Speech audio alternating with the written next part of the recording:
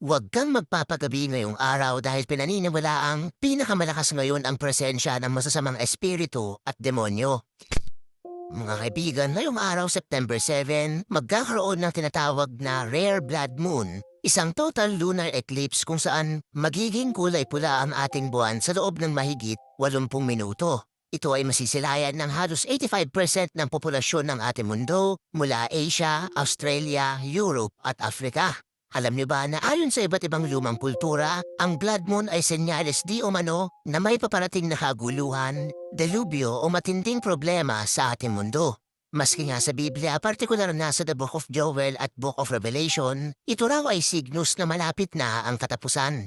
Sa East Asian folklore naman, dapat raw nakauwi ka na sa iyong bahay bago sumapit ang gabi dahil magdadala raw ito ng kamalasan sa iyo sa mga susunod na araw.